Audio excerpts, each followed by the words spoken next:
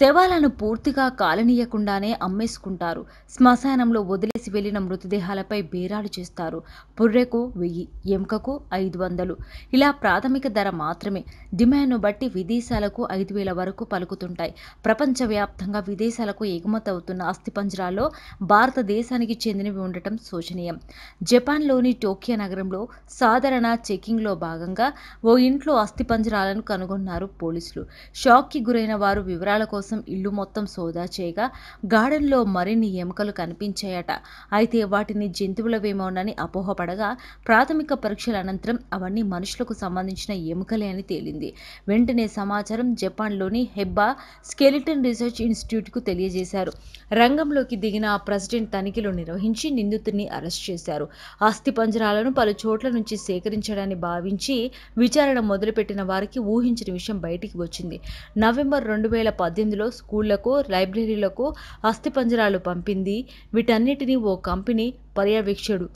ఆరంభంలో కొన్ని మాత్రమే ఉన్న అస్థిపంజరాలు కొద్ది రోజుల్లోనే 500కు పైగా చేరాయి. నిజానికి 1970లోనే అనాటమిక్ విద్య కోసం మనిషి అస్థిపంజరాలను నిషేధించింది జపాన్ ప్రభుత్వం. ఇందుకోసం అప్పటి నుంచి కృత్రిమ అస్థిపంజరాలని వాడుతున్నారు. ఇదే సందర్భంలో భారత్లో 1985లో అస్థిపంజరాలను ఎగుమతిని నిలిపివేశారు. కాకపోతే విదేశాల్లో గిరాకీ బాగా ఉండటంతో ఇప్పటికీ అక్రమంగా అస్థిపంజరాలను అమ్మేస్తున్నారు. నిరక్షరాస్యులు, పేదవారు ఉండే ప్రాంతంలోని శ్మశానాల్లో శవాలు కాల్చేవారితో ముందుగా సంప్రదిస్తారు. శవాన్ని కాల్చడానికి ముందే కెమికల్స్ను మృతదేహాలకు పూస్తారు. చితికి నిప్పంటించి అంతా వెళ్లిపోగానే అస్థిపంజరాలను వేరు చేస్తారు. విదేశాల్లో వీటికి పిచ్చి గిరాకీ ఉండడంతో థాయిలాండ్, బ్రెజిల్, యుఎస్ ప్రాంతాల్లో వీటిని వేల ధరలు పోసి కొనుక్కుంటారు. శ్మశానంలో నుంచి పుర్రెకు 1000 రూపాయల నుంచి 2000కు అమ్ముతారు. అదే ఎముకల కోసమైతే 500 నుంచి 800 వరకు పలుకుతాయి.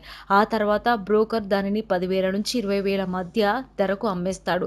ఒక్కోసారి పశ్చిమ బెంగాల్ బార్డర్ దాటి బయటికి వెళ్ళగానే 40,000 నుంచి 50,000 వరకు అమ్మేసుకుంటారు.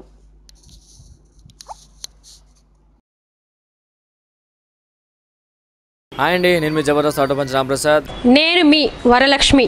హలో అండి, నేను మీ సుడిగాలి సుధీర్. హాయ్ హలో, నేను మీ కామెడియన్ కుమార్ స్వామిని. హలో, నేను మీ జబర్దస్త్ ముక్కా వినాష్. హలో అండి, నేను మీ చిత్రలేఖ. హాయ్, నేను మీ మచ్చి మాధవి. నా పేరు Thadivelu. Please subscribe to public talk TV. Please subscribe public talk TV. Please subscribe public talk TV. Please subscribe to public talk TV.